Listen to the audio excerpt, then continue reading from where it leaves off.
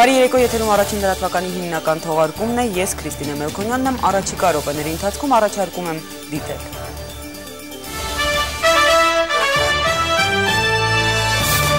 Թվով 10-րդը Ռուսաստանի նախագահի նախաձեռնությամբ Սոչիում այսօր կայացել է Ղարաբաղյան հակամարտության խաղաղ կարգավորմանը նվիրված հերթական հանդիպումը Սարգսյան-Ալիև-Մեդվեդև ձևաչափով։ Ֆրանսիայի սենատում քննարկվում է հայոց ցեղասպանության ժխտումը քրեականացնող օրինագիծ, այն ուղեկցվում է Ֆրանսահայ համայնքի ու եվրոպական տարբեր երկրներից Ֆրանսիայի մայրաքաղաք բերված թուրքերի զուգահեռ ընթացող ցույցերով։ Սպիտակ մահվան աննախադեպ խմբաքանակ հայ-իրանական սահմանին կանխվել է Իրանի տարածքից Հայաստան ավելի քան 11 կիլոգրամ հերոին ներկրելու փորձը, մաքսավորների պնդմամբ այս քանակի հերոին իրենք դեռ չէին տեսել։ Երաժշտությունը պիտի շարունակի հայկական շախմատի հաղթարշավը, Հայաստանի ֆիլհարմոնիկը, որ սկսել է դասվել աշխարհի լավագույն նվագախմբերի շարքում, պատրաստվում են նոր համերգաշրջանի։ Ստեղծագործական ծրագրերի մեջ են նաև հյուրախաղերը եվրոպական երկրներում։ Եվ այսպես ուղիղ 3 ժամ առաջ Ֆրանսիայի սենատում մեկնարկած հայերի ցեղասպանության ժխտման համար քրեական պատասխանատվություն նախատեսող օրինագծի քննարկումը շարունակվում է նաև այս պահին։ Շարունակվում է նաև Սենատի հրապարակում ֆրանսահայերի ու եվրոպական տարբեր երկրներից ժամանած մեր հայրենակիցների ցույցը, որի մասնակիցները խրախուսում եւ կոչ են անում հետևել խորհրդարանի ստորին պալատի օրինակին եւ ընդունել օրենքը։ Այս թողարկման ընթացքում մենք անդրադարձներ կունենանք ինչպես Ֆրանսիայում ծավալվող իրադարձություններին, այնպես էլ դրանց շուրջ միջազգային արձագանքների վերաբերյալ։ A reconnu le génocide arménien par la loi du 29 janvier 2001. La présente proposition de loi vise à rendre effective la loi du 29 janvier 2001. Իսկ մինչ այդ օրվա մյուս կարևոր թեմայի մասին նախագահ Սարգսյանը Ռուսաստանի Դաշնության նախագահ Դմիտրի Մեդվեդևի հրավերով այսօր մեկնել էր Սոչի, որտեղ կայացել է ինչպես Սարգսյան-Մեդվեդև երկկողմ, այնպես էլ Սարգսյան-Մեդվեդև-Ալիև եռակողմ հանդիպումը։ Վերջին եռակողմի ավարտին ընդունվել է հայտարարություն Ղարաբաղյան հակամարտության կարգավորման բանակցային գործընթացի վերաբերյալ։ Փաստաթղթում մասնավորապես ասված է. Երեք երկրների ղեկավարներն ընդգծեցին Լեռնային Ղարաբաղի հակամարտության կարգավորման ուղղությամբ իրականացված աշխատանքի մեծ ծավալը, սկսած 2008 թվականի նոյեմբերի 2-ի նրանց հանդիպումից, երբ ընդունվեց Մոսկովյան հռչակագիրը։ Նախագահները հայտարարեցին, որ ինտենսիվ բանակցությունների արդյունքում առաջընթաց է ձեռք բերվել Լեռնային Ղարաբաղի կարգավորման հիմնարար սկզբունքների համաձայնեցման շուրջ։ Նկատի առնելով խաղաղ համաձայնագրի մշակմանն անցնելու կարևորությունը Հայաստանի Հանրապետության եւ Ադրբեջանական Հանրապետության նախագահները պատրաստակամություն հայտնեցին արագացնել հիմնարար սկզբունքների շուրջ պայմանավորվածությունների ձեռքբերումը, հաշվի առնելով մինչ այժմ իրականացված աշխատանքը։ Երկու նախագահները բարձր գնահատեցին Ռուսաստանի Դաշնության եւ ԵԱՀԿ Մինսկի համանախագահ մյուս երկրների միջնորդական առաքելությունն ու հույս հայտնեցին, որ Ռուսաստանը, Միացյալ Նահանգներն ու Ֆրանսիան այդ կարգավիճակում հետագայում եւս ակտիվ դերակատարություն կունենան կարգավորման գործում, ընդհուպ մինչեւ տարածաշրջանում վերջնական խաղաղության ու կայունության հաստատումը։ Ի զարգացումն 2011 թվականի մարտի 5-ին Սոչիում արված համատեղ հայտարարության դրույթի Հայաստանի, Ռուսաստանի եւ Ադրբեջանի նախագահներն ի գիտություն ընդունեցին համանախագահների եւ ԵԱՀԿ գործող նախագահի անձնական ներկայացուցչի շփման գծի երկայնքով միջադեպերի հետաքննության անցկացման մեխանիզմի վերաբերյալ համատեղ մշակված զեկույցը եւ հանձնարարեցին շարունակել այդ աշխատանքը։ Նախագահները հաստատեցին, որ Լեռնային Ղարաբաղի կարգավորման համատեքստում վստահության ամրապնդման միջոցներից է կողմերի միջև հումանիտար շփումների զարգացումը։ Այդ առումով Հայաստանի եւ Ադրբեջանի նախագահներն իրենց պատրաստակամությունը հայտնեցին նպաստելու մտավորականության, գիտական եւ հասարակական շրջանակների ներկայացուցիչների միջև հետագա երկխոսության հաստատմանը։ Սոչիում Սարգսյան-Մեդվեդև երկկողմ հանդիպմանը քննարկվել են երկկողմ հարաբերություններին առնչվող հարցեր։ Ռուսաստանի նախագահն ընդգծել է, որ ապրանքաշրջանառության ու երկու երկրների միջև գործնական շփումների զարգացման տեսանկյունից 2011-ը կարելի է հաջողակ համարել։ Անդրադառնալով Ղարաբաղյան խնդրի կարգավորմանը, Սերժ Սարգսյանը շնորհակալություն է հայտնել Դմիտրի Մեդվեդևին Ղարաբաղյան հակամարտության կարգավորման ուղղությամբ գործադրած ջանքերի համար։ Սոչիից մանրամասներ է հաղորդում Արթուր Գրիգորյանը։ Եռակողմ հանդիպումների փորձը հուշում է, որ բանակցության մանրամասները հայտնի են դառնում որոշ ժամանակ անց։ Այս փուլում կարծում եմ հատկանշական են հետևյալ կետերը։ Նախ, ինչ էլ որ ասվի, միևնույն է, հանդիպումը պետք է դիտարկել խաղաղության պահպանման միջազգային ջանքերի ծիրում։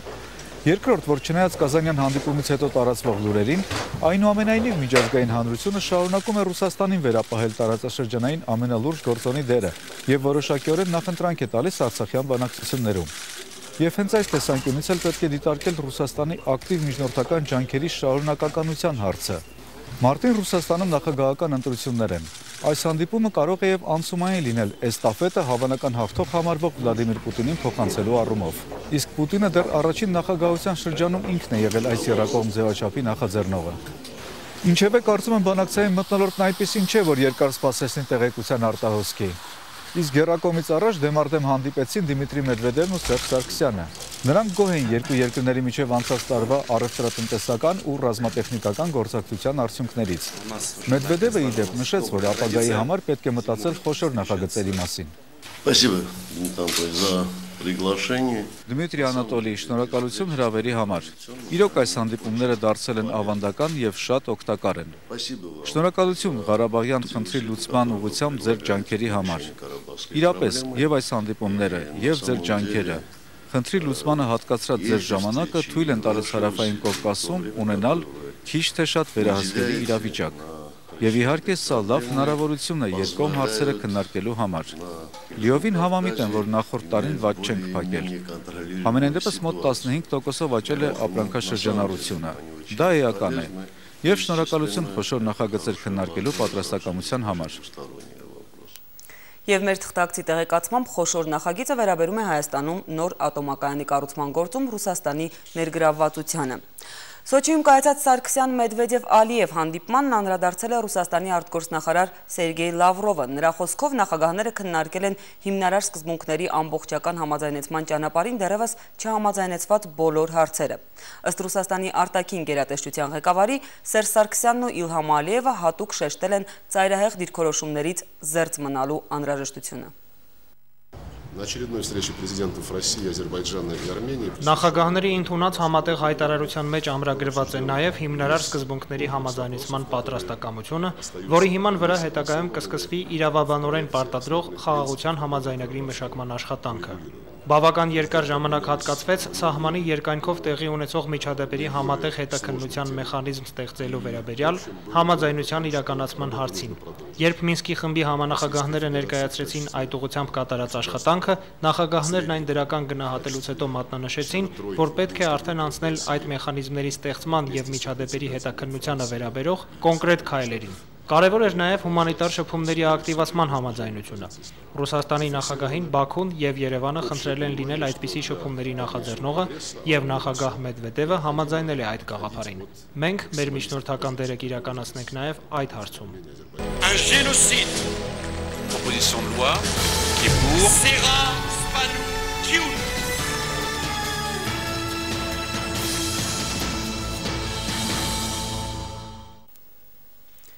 Եվ ինչպես նշեցի, ավելի քան 3 ժամ Ֆրանսիայի խորհրդարանի վերին պալատը քննարկում է հայերի ցեղասպանության հերքումը քրեականացնող օրենքի նախագիծը, որը ստորին պալատն ընդունել էր նախորդ տարվա դեկտեմբերի 22-ին։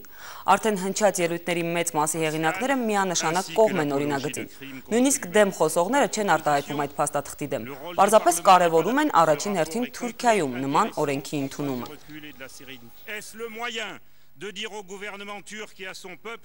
La France s'y vit reconnaître des siècles durant une place. Comment pouvez-vous demander aux historiens? Pouvez-vous demander? Ազգային ժողովն արդեն քննարկել է երկու ցեղասպանությունների հարցը՝ հրեաների եւ հայերի։ Հրեաների ցեղասպանությունը քրեականացված է։ Հիմա խոսքը վերաբերում է երկրորդ ցեղասպանությանը։ Ճանաչվել են երկուսն էլ, բայց անհավասարություն կա այս հարցում։ Այնպիսի տպավորություն է, որ ճանաչվել են երկու ցեղասպանություններն էլ, բայց դասակարգում ենք մտցրել։ Ես ասում եմ, այո, այսօրվա օրինագծի տեքստը ամբողջովին համապատասխանում է այն բոլոր օրինագծերին, որ քննարկվել են։ Հարցը, որ իմ մեջ ծագում է, հետեւյալն է. բոլոր հայերը, որ ապրում են մեր կողքին, ինչու չպետք է օգտվեն այն իրավունքներից, որ ունեն օրինակ հրեա քաղաքացիները։ Հայերն իսկապես մեծ կարիք ունեն, որ ցեղասպանության հերքման հարցը պետք է իսկապես ընդունվի, սակայն այդ բաց այդ անդունդը կլծվի, եթե Թուրքիան ընդունի ցեղասպանությունը։ Եթե մենք գիտենք, թե ինչ են արել երիկ թուրքերը հայերի հետ, ապա պետք է ասենք, որ դա անհերքելի փաստ է։ Եթե Թուրքիան ընդունի իր սևեջը, մենք կկարողանանք առաջ գնալ։ Գուցե այդ դեպքում սփյուռքահայերի ատելությունը կվերանա եւ կգանք համերաշխության։ Ուզում եմ ասել, որ նման օրենքի ընդունումը առաջընթաց չի բերի երկու երկրների հարաբերություններում։ Միայն թուրքերի կողմից ցեղասպանության ընդունումից հետո կանցնի այդ ատելությունը։ Բնապահպանների մեր խումբը դեմ է այս նախագծին։ Depuis mon élection, c'est la première fois que je monte à cette... Այժմ մենք կբացատրենք, թե ինչու սոցիալիստների խումբը պետք է կողմ քվեարկի։ Ցեղասպանության հերքումը բարոյական մեծ հարված է հայերին։ Մեր երկու ժողովուրդները ամուր հարաբերություններ են ունեցել, եւ բոլոր այն հայերը, ովքեր ցեղասպանությունից հետո ապաստան գտան մեր երկրում, մեծ ավանդ ունեցան մեր երկրի զարգացման գործում։ Մեր հասարակությունում ոչ մի անդամ իրավունք չունի ժխտելու այդ փաստը։ Այն ճանաչել են մի քանի տասնյակ երկրներ։ Ես ավելի քան համոզված եմ, որ պետք է ընդունել մի օրենք, որը պատժամիջոցներ կսահմանի հայոց ցեղասպանության հերքման համար։ Հարկ եմ համարում ընդգծել, որ սոցիալիստական կուսակցությունները միշտ կողմ են եղել նման օրինագծի ընդունմանը, քանի որ այն համամարտկային որոշում է։ Ես գիտեմ, որ շատերն ավելի զուսպ են իրենց պահում, կարծելով, որ օրենքը խանգարելու է որոշ պատմաբանների հետազոտություններին։ Այս օրենքը վերջ կդնի անհավասարությանը, եւ Սլովակիան նման օրենք ունի, եւ Շվեյցարիան արդեն պատժել է 1 մարդու։ Հարկ եմ համարում նշել, որ հետևանքները բացասական չեն։ Շատերը կարծում են, որ Ֆրանսիան չպետք է միջամտի այս հարցում, բայց ամբողջ աշխարհն է ներգրաված եւ բոլորին է դա վերաբերվում։ Նման օրենքի ընդունումը չի կարող խոչընդոտ լինել այն մարդկանց համար, ովքեր ուզում են հասնել հայ եւ թուրք ժողովուրդների հարաբերությունների բարելավմանը։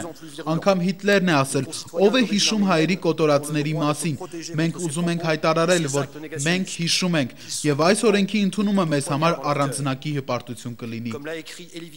Une idéologie nationaliste et raciste. Ցեղասպանությունը դա մի ամբողջ ազգի բնաջնջումն է, բայց միայն այդ բառը ասելով մենք վերջ չենք տալիս դրան։ Այդ ամենին կարելի է հասնել միայն դրա ժխտումն արգելող օրինագծով։ Ցեղասպանությունը համամարտկային աղետ է։ Դրա հետևանքները կրում են սերունդները եւ այս հարցին վերջնական լուծում չտալով մենք շարունակում ենք տեղ տալ նման հանցանքներին։ Մենք պարտավոր ենք պաշտպանել մեր հայ հայրենակիցներին։ Ժխտողականությունը վայրենություն է։ Ես դատապարտում եմ բոլոր այն հայտարարությունները, թե այս օրենքի քննարկումը պայմանավորված է նախագահական ընտրություններով։ Դեռ Միտերանն էր ասում, որ հայերի ցեղասպանությունը պետք է դասավանդվի համալսարաններում։ Այն, ինչ անում է Ֆրանսիայի խորհրդարանը, անում է հանուն իր երկրի եւ ձախակողմյանների հետ միասին մենք պետք է միասնություն ստեղծենք մեր հասարակության մեջ։ Մենք Թուրքիայի հետ համագործակցության բազում եզրեր ունենք, բայց այն, ինչ անում ենք մենք հիմա, անում ենք նաեւ իր համար։ Մենք մեկ մարդու պես կողմ ենք այս օրինագծի ընդունմանը։